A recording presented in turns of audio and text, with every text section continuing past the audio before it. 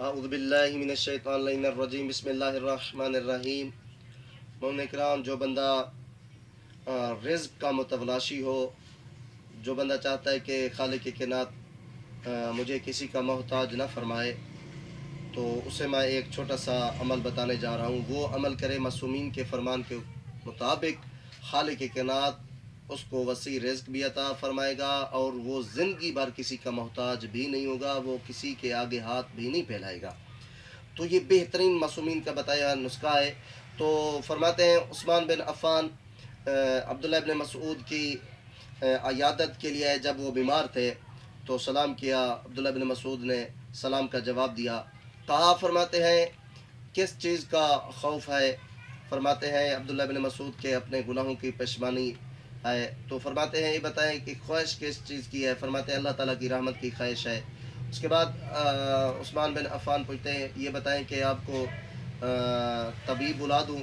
فرماتے ہیں طبیب کی ضرورت نہیں، اسی طبیب نے تو مجھے بیمار کیا ہوا ہے۔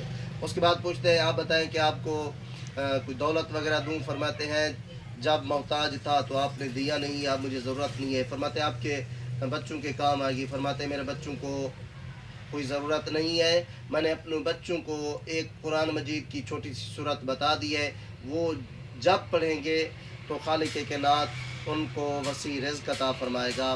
معصومین فرماتے ہیں جو بندہ سونے سے پہلے سورۃ واقعہ کی تلاوت کرے گا تو خالق کائنات اس کے رزق میں اضافہ فرمائے گا اور وہ زندگی میں محتاج بھی نہیں ہوگا۔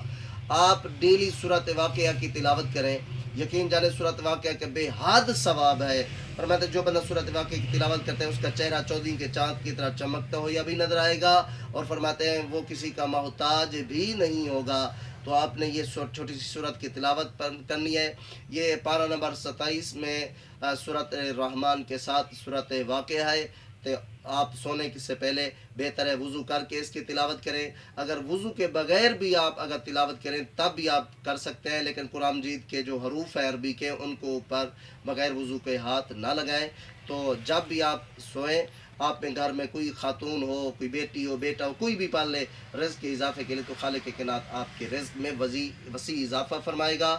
تو دعا کرتے ہیں مالک کائنات ہم سب کو قرآن مجید کے ساتھ محبت کرنے کی اور قرآن مجید کو پڑھنے اور سمجھنے کی بھی توفیق عطا فرمائے، اور مہربانی کر کے یہ ویڈیو آگے بھی شیئر کر دیں تاکہ دوسرے مومنین جو غریب ہیں وہ اس سے استفادہ کر سکیں۔ یقین خالق کائنات میں اضافہ فرمائے گا۔